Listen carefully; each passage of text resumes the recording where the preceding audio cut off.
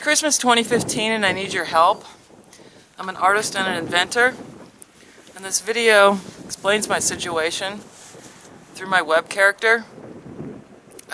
Basically, I have two sharks on my tail with regard to my invention, and it is my wish that this video goes as viral as possible. Thanks.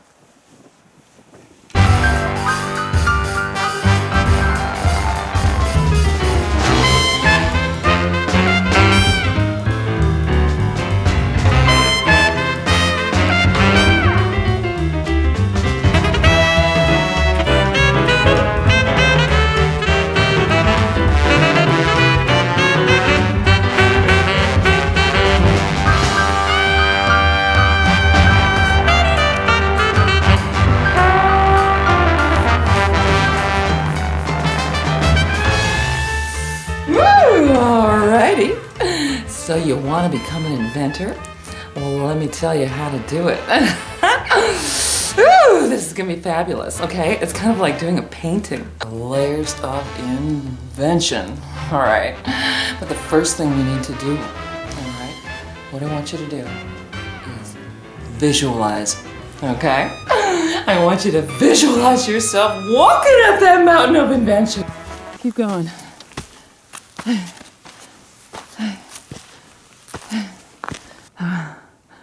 All right, we're making progress.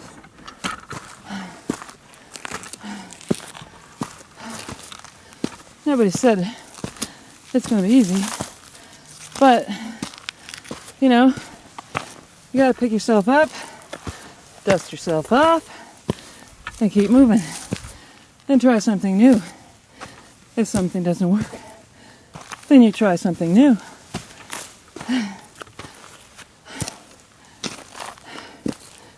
And you believe in yourself and believe in your invention and keep it to yourself and try to be as smart as possible, knowing you're gonna probably make a few mistakes. As they say, keep failing forward until you make it, no matter what happens.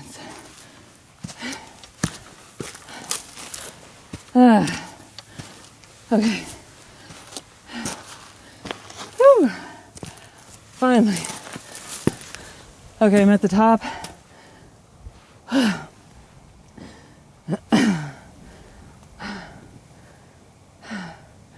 Now, just like all those pictures on those self-improvement guru websites, I think you just raise your arms in the air and know you can do it. And command it from the world. Know that you can do it. And then, woo, alrighty, what you're gonna need is an idea. Okay? And what I want you to do is find your passion around that idea. Just really dig up that passion. And if you can have an idea that actually helps people, then I'd say you've got something worth doing a little massaging. Alrighty. So now what I want you to do is take your idea. Okay, got it in your mind? I want you to put it in your hands and stroke it. Oh yes. I want you to stroke that idea until you have a stroke of genius. Oh yeah. Woo! Alrighty. What we need to do next, okay? You're gonna wanna really get into this. Okay, we're gonna be seeing that we're gonna need to create a provisional patent. Alrighty, and so what you're gonna want is a provisional patent writing program. Oh yes, and that is exactly what I got, okay? So I took my writing program and I sat at my desk and I worked it. I worked it up over and over again. Woo! And then when I thought I was completely satisfied, I said, nope. We're gonna take this one simple idea and push it just a little further. Oh yes. Oh God. Okay, I'm sorry. That is not me. That is my Handy Goddess web character teaching you how to become an inventor And then this is me, and the story's true. This is my invention, and okay, so at this point, what I decided was, I thought I would be going down the licensing route. Excuse me, I'm cold, so I'm putting this on. And I proceeded down that avenue, and then I realized that the public is going to need a little more education on the topic at hand. So I actually ended up sitting on the patent, or the provisional patent. It was filed for about 6 months before I came up with the solution. So when you're working your invention, when you're doing any project, you know, not everything flows in just, you know, perfect order. You're probably going to have to give it a little time.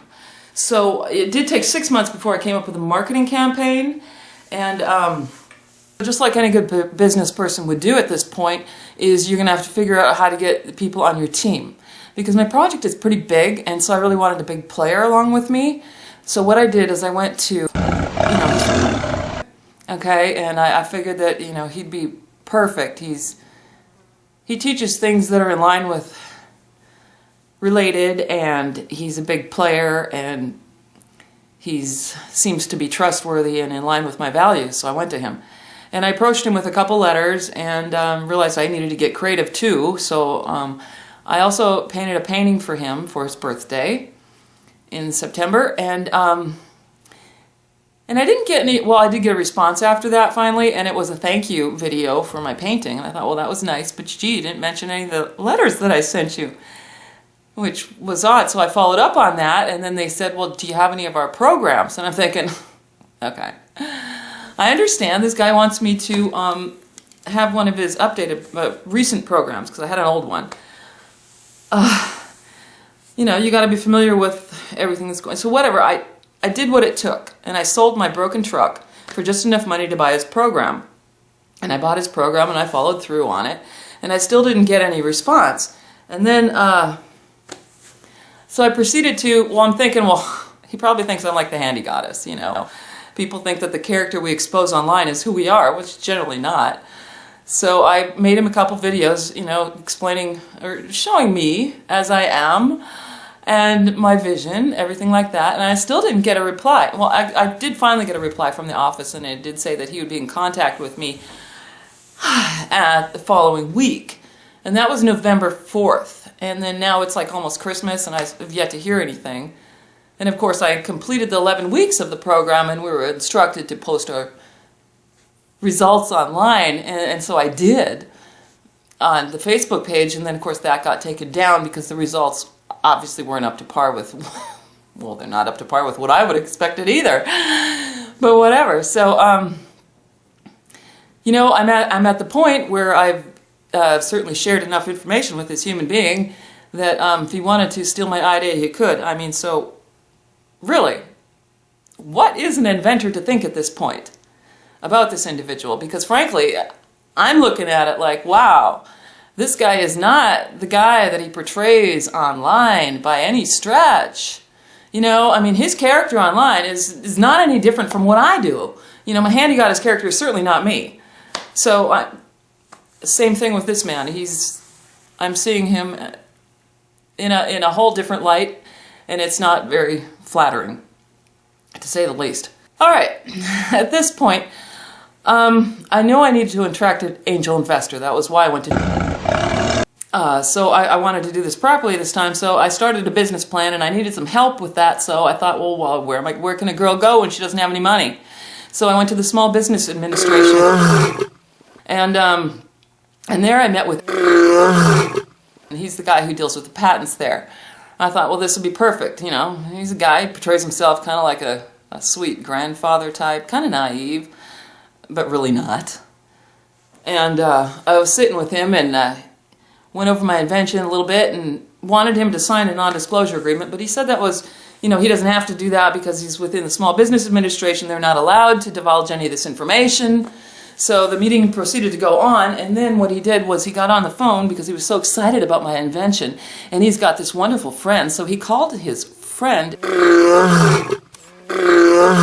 something like that. He works with Apple Computers and up in Silicon Valley. So he did this call right in front of me, and then he proceeded to go on and basically tell my what my invention was to this individual, I'm in shock, and I'm like, you just told him what my invention was. And he's like, oh, Barbara, no, these people are worried about lawsuits, you know? So you don't have nothing to worry about there. And I'm like, all right. So all I'm thinking is, you know what? Isn't that against the Small Business Administration policies to divulge information like that right in front of me? Of course, who am I? I'm just a lonely inventor without any money. I mean, what am I supposed to think at this point? So needless to say, I've been a bit foolish and trusting with these individuals. And they both happen to have a lot of power, influence, and money, and they can discredit me any way they want. I can only imagine that would be pretty easy for them. So, you know, I'm just going to state it right here. If I end up dead, I'll tell you right now, it was not suicide, and it wasn't an accident. And if I get thrown in jail, well, you know, I'm sure they can have the power, money, influence to do that too.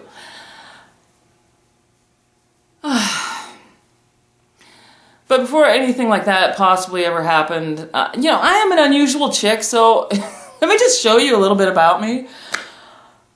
Alright. I am primarily an artist, and what I paint is a variety of things from animals to angels to nude gods and goddesses. This one is a woman with a penis. It's kind of like how I feel right now. I am exposing two sharks, two men with power, influence, and money. One who is a self-improvement, elitist, untrustworthy, and the other one is a, you know, pretty much a snake dressed like Santa Claus who works for the Small Business Administration. And I don't think they're going to be too happy with what I'm sharing with you right now. But like I said before, they'll probably try to discredit me. So I'm telling you, all right now, I don't really, you know, what power do I have? I have no money. But I do have the power of all of you. And frankly, there's a lot more of us than there is them. And, you know, I'm telling you, what the hell is happening to me is happening to all of us on one level or another. And if we don't stand up and, you know, and stand up for ourselves against these individuals. I mean, come on, what was I willing to... all I did was I went to an individual who had, you know, influence and apparently it had integrity, and I was willing to share my invention with him, but no! It appears that he'd rather steal from me. Now, I don't know how the man's going to twist it around in the end to make himself look good, but whatever, this is my truth, and I'm speaking it, and I'm grateful that I have the opportunity to do this. Whether I end up dead or if I stay alive, I don't know. But we do have to stand up for what the hell we believe in and change things on this planet. For Christ's sake, you know, I swear, I think I was put on this planet just to become a mother to adult human beings, to sit down and fucking treat people with respect and dignity, for Christ's sake. You know, we're all the same thing, but, you know, some of us are such elitist people just because we've got all this power, influence, and money. It doesn't make them better than you. It doesn't give them a right to steal from inventors. I mean, these men are certainly not qualified to do any of the work that I did to create, well, part of the work. But could either of these men do all the work I did to get where I am with my invention? No. They do not have the skills. They would have to pay somebody. But I did this on my own, and I'm not going to let it go at this point. So I'm asking for your help. Definitely asking for all I want from any of you that are watching this video to download it, upload it somewhere else, or share it with just one person. Just share it. That's all I ask. Because you are what I have right now. You are my power. And by sharing my video, what you're doing is you're helping protect me and my invention and all the work that I've done around this in the past few years, and giving me time to actually find an investor that has integrity. Thank you for listening, and thank you for sharing my video. Bye-bye.